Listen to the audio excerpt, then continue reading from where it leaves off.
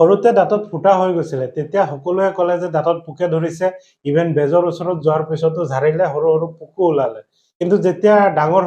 হৈ পিনে এতিয়া MBBS ডক্টৰ হলো এতিয়াহে গম পাওঁ যে সেই কেভিটি বিলাক একচুৱেলি পোকৰ কাৰণে নহয় বেলেগ কাৰণতহে হয় তো কি কাৰণত দাঁতত তেনেকা পোকে ধৰে বুলি কয় যোনটো নেকি কেভিটি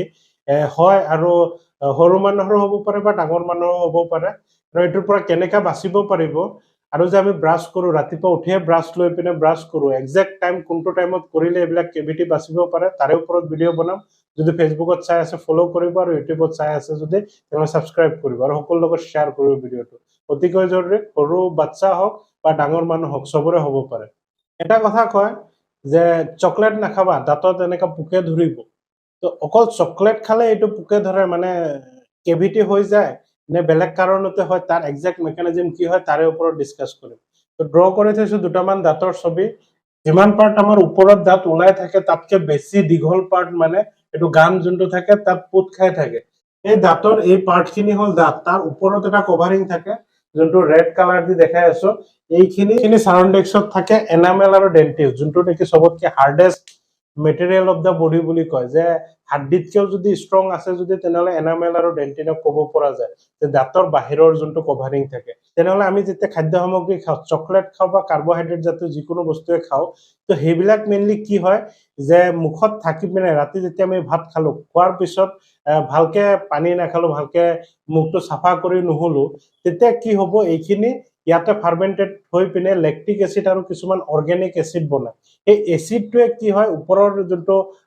পাৰ্ট আছে এই পাৰ্টখিনিক ডেন্টিন আৰু এনামেলটো ডিগ্ৰেড কৰি পেলায় ডিগ্ৰেড কৰাৰ কাৰণে কি হ'ব পাৰে এইখিনি আছে ডেন্টিন আৰু এনামেল এইখিনি ক্ষয় গলগে ক্ষয় যোৱাৰ কাৰণে এইখিনিত অকনমান মানে ওপৰৰ পাৰ্টটো ভাঙি গল ভাঙি যোৱাৰ লগে লগে কি তললৈকে মানে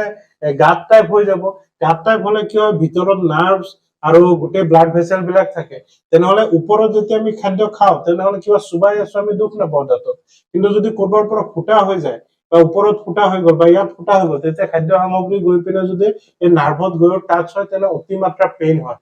তো তাকে আমি কওঁ মানে দাঁতত পোক লাগিছে বহুত বিষাইছে খাব চাব পৰা নাই তো এইটো বচাবৰ কাৰণে একটাই উপায় আছে সেইটো হলগে যদি আমি খাদ্য খাওঁ আৰু ৰাতিপুৱাকে ব্ৰাছ কৰো সেইটোত ইমান প্ৰয়োজন নাই যে আমি ৰাতিপুৱা উঠি ব্ৰাছ কৰি আছো একো কাম নাই ৰাতি ভাত খাই আছো ৰাতি ভাত খাই পিনে কিছু পৰিমাণেতো মুখত থাকিয়ে যায় কিছুমান পৰিমাণ মানে থাকি যাব পাৰে কিছুমান সৰু সৰু মেটেৰিয়েল ভিতৰতে দাঁতৰ ফাকত বা কৰবাত থাকি যাব পাৰে তো আমাৰ ব্ৰাছ কৰা সবতকে ইম্পৰ্টেন্ট হল যে আমি খোৱাৰ পিছত ৰাতি হুতে ব্ৰাছ কৰি হো এডভান্স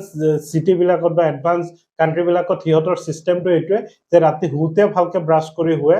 ৰাতিপুৱা উঠি আমাৰ নিচিনা নহয় যে ৰাতিপুৱা উঠি ব্ৰাছ কৰিলো ৰাতিপুৱা উঠি ব্ৰাছ কৰাতকে ইম্পৰ্টেন্ট যে ৰাতি হুতে যদি আমি ব্ৰাছ কৰো বা যিকোনো টাইমত খাদ্য খোৱাৰ পিছত ব্ৰাছ কৰাটো বেছি ইম্পৰ্টেন্ট দেন ভাত খোৱাৰ আগত তো যদি আমি এইখিনি মেইনটেইন কৰিব পাৰো যে মুখটো চাফা কৰি ৰাখিব পাৰো যিকোনো খাদ্য খোৱাৰ পিছত ভালকে কুলকুল কৰি পিনে চাফা কৰিব পাৰো তেনেহলে আমাৰ এই কেভিটিৰ পৰা বাচিব পাৰে আৰু যদি কেভিটি হৈ যায় তেনেহলে ডেন্টেল ডক্টৰৰ ওচৰত গৈ পিনে বিডিএছৰ ওচৰত গৈ পিনে আৰসিটি কৰাই ল'ব পাৰিব ৰুট কেনেল থেৰাপি মানে ভিতৰৰ নাৰ্ভখিনি মাৰি পেলাই আৰু বাহিৰৰখিনি প্লাষ্টাৰ কৰি কেপ লগাই দিয়ে অতিকৈ জৰুৰী ভিডিঅ' আপুনিও বচিব পাৰে আৰু সবকে বচাবও পাৰে শ্বেয়াৰ কৰিব পাৰে